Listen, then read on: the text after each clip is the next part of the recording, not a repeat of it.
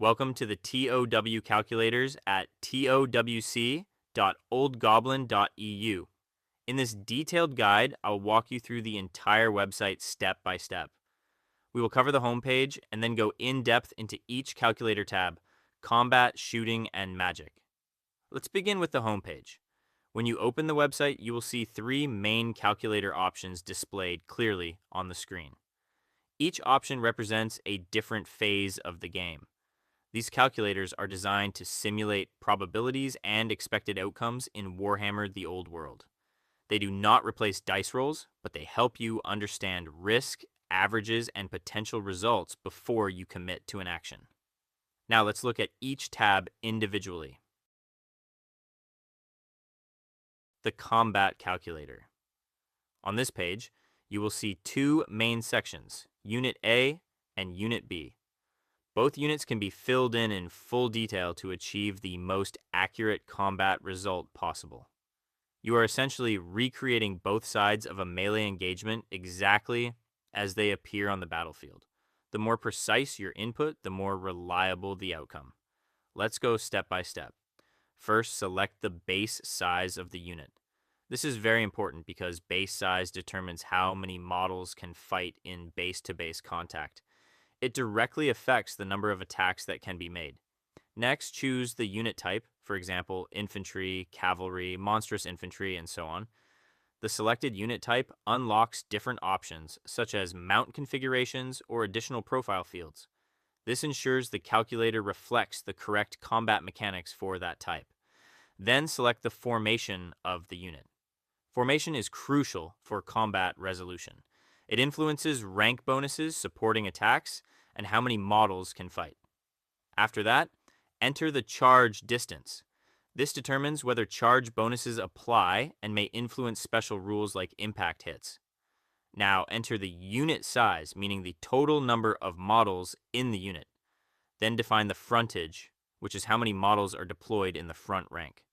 Together, these values determine how many ranks you have and how many models can attack. Next, move to the unit options section. Here you can select whether the unit has a champion, a musician, a banner, or a battle standard bearer nearby. These options affect combat resolution. For example, banners add combat resolution bonuses and musicians can influence tied results. Below that, you can mark special combat states. Indicate if the unit is disordered, disrupted, or defending a low linear obstacle. These conditions significantly affect combat result calculations. There is also an option to enter any miscellaneous combat resolution bonus if an external effect grants additional static combat resolution. Now move to the fighting rank section. Here you input the actual combat profile of the models. Enter their weapon skill, strength, initiative, attacks, and other core stats. You can also enter weapon bonuses such as strength modifiers, armor penetration, or special properties granted by the weapon. Next, configure the defensive traits by entering the unit's armor save, ward save, and regeneration if applicable. These layers of defense significantly impact expected wounds.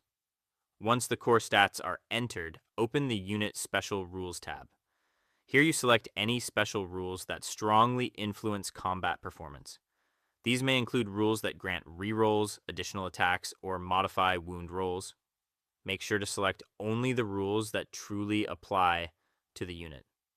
After that, review the special attacks section. This includes options such as impact hits and stomp attacks. These attacks often occur outside the normal initiative order and can dramatically shift combat results. If your unit includes characters, scroll to the Independent Characters section. Here you can add characters individually. They are entered in the same way as the main unit, with full stats, equipment bonuses, saves, and special rules. This ensures their contribution is calculated accurately. Now repeat this entire process for the opposing side, Unit B. Fill in all the same categories with the correct stats and options. Once both Unit A and Unit B are fully configured, scroll down and press the Calculate button. The Results tab will now display the outcome. You will see the probability of which unit wins combat. You will also see the expected wounds dealt by each side, including the standard deviation, which indicates how much variation you can expect from the average. Additionally, the calculator shows the chances that each unit will flee, fall back in good order, or give ground. All of these statistics are presented visually in graphs. These graphs make it easy to understand combat dynamics at a glance, and they can also be exported for further analysis or sharing. By carefully filling in both units in detail, you can simulate realistic combat scenarios and make informed tactical decisions before committing to an engagement. That is how you use the combat calculator in full detail.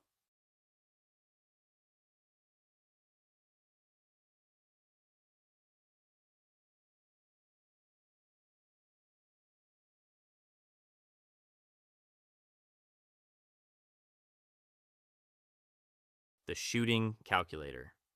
On this page, you will see two main windows. On the left is the unit that is shooting.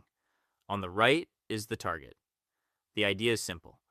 You fully configure the shooting unit or units, then configure the target's defensive profile, and the calculator will simulate the results. Let's begin with the shooter window. First, you select the number of shots being fired. This represents how many attacks are made with the weapon. Make sure this reflects the total number of shots after considering unit size and weapon profile. Next, you can enter whether the shot has a modifier to the number of hits when one attack successfully hits. This is useful for weapons that generate additional hits on a successful roll. Then enter the ballistic skill. This determines how accurate the shooting unit is and directly affects the roll required to hit. Beside that, you configure the weapon's statistics. Enter the strength of the weapon, which will later be compared to the target's toughness to determine the wound roll. You can also select weapon traits such as armor piercing, armor bane, or multiple wounds if the weapon has them. If the weapon allows re-rolling results of 1 to hit, you can select that option as well. After setting up the weapon profile, you can select the common shooting modifiers. These include things like range penalties, movement penalties, or other standard modifiers that affect the hit roll. If there is a specific modifier that is not included among the common options, you can select or enter that separately to make sure the calculation reflects your exact in-game situation. If you have more than one shooting source targeting the same unit at the same time, you can add a second shooting unit.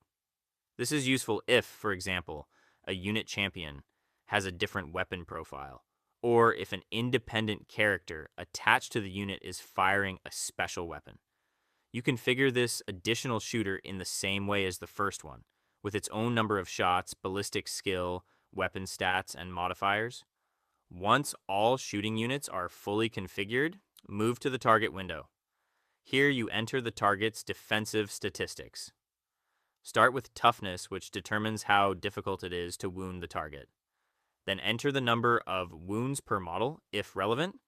Next, configure the applicable saves. Enter the armor save, the ward save if the unit has one, and regeneration if applicable. These layers of defense will reduce the number of unsaved wounds after hits are converted into wounds. After everything is filled in, the calculator automatically shows the results. You will see the estimated number of hits, the estimated number of wounds, and the number of unsaved wounds. It also displays the expected damage and the standard deviation, which tells you how much variation you can expect around the average result. In addition, the calculator shows the probability of killing more than specific thresholds, such as more than 1, 5, 10, or 15 models. This is particularly useful when you need to know the likelihood of removing a full rank or eliminating a key unit. Below the numerical results, you will see a graph. When you hover over the graph, it shows cumulative probabilities, allowing you to check the exact chance of achieving a specific number of casualties. If needed, the graph can also be exported for further analysis or sharing. By carefully configuring both the shooting units and the target, you can accurately simulate ranged combat and make informed decisions during your shooting phase.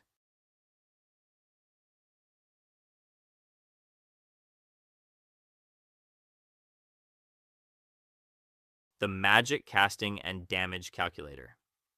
At the top of the page, you will see three main windows: spell, casting, and results. These three sections guide you through selecting the spell, configuring the casting and dispel mechanics, and then reviewing the probabilities and outcomes. Let's start with the spell window. Here, you first select the Lore of Magic. Once the lore is selected, you can choose the specific spell you want to simulate. The calculator will automatically recognize the spell's casting value and its spell type. If the spell is a magic missile or an assailment spell, the calculator will automatically open a damage calculator at the bottom of the page. This allows you to simulate the damage output of the spell in addition to the casting probability. If you are using a spell that does not automatically trigger the damage section, but you still want to analyze its potential damage, you can manually force the damage calculator to open. Next, move to the casting tab. Here, you configure the wizard and the casting circumstances. First, enter the caster level of the wizard. This affects the casting roll modifier. Then select whether you can re-roll failed casting attempts if applicable. If your wizard has a static casting modifier, enter it here. If your opponent has magic resistance, you can enter that as well, as it affects the dispel attempt. You can also indicate whether you are using a power scroll, which modifies casting behavior. For orc and goblin players, there is a specific option for the staff of Badum, which can also influence casting results. Now move to the dispel configuration. Here you select whether your opponent can re-roll the dispel attempt. Then choose what kind of dispel is being attempted: wizardly, faded, or no dispel. Enter the dispel wizard's level along with any dispel modifiers they may have. If a dispel scroll is being used, you can select that option as well. This will significantly alter the probability of the spell being stopped. Now move to the casting results tab. Here you will see the probability outcomes of the casting phase. You can view the chance of the spell being successfully cast, the chance of a perfect invocation, or the chance of a miscast, the chance of the spell being dispelled, the chance that the spell resolves successfully, and the chance that your opponent rolls double six and automatically dispels the spell. These probabilities are visualized in a graph. When you hover over the graph, you can see the cumulative chance of the spell being cast and resolving. This makes it easier to understand the full probability flow from casting to resolution. Now, if you selected a magic missile or assailment spell, the damage calculator appears below. This section is automatically filled with the spell's damage profile, including number of hits, strength of the spell, armor penetration, damage value.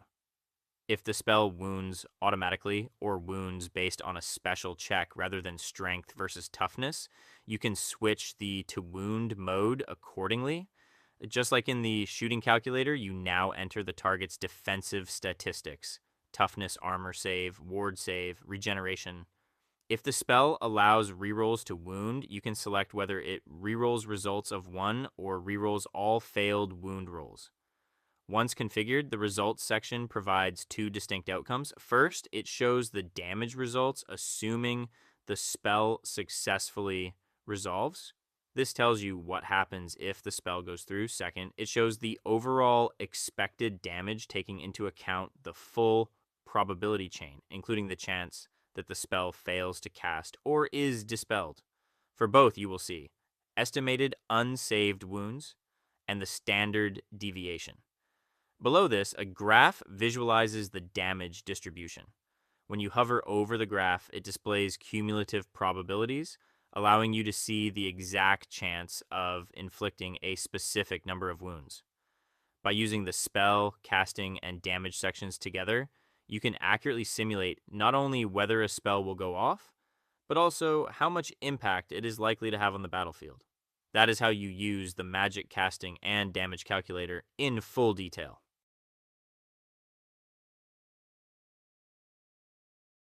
Thank you for watching this tutorial. I hope this guide has helped you understand how to use the TOW calculators more effectively and given you the confidence to apply them in your games and army building. If you found this tool helpful and would like to support its continued development, please consider pressing the donate button on the website. Your support helps keep the website running, covers hosting costs, and allows for further improvements and new features in the future. Thank you again for your time and for supporting the project.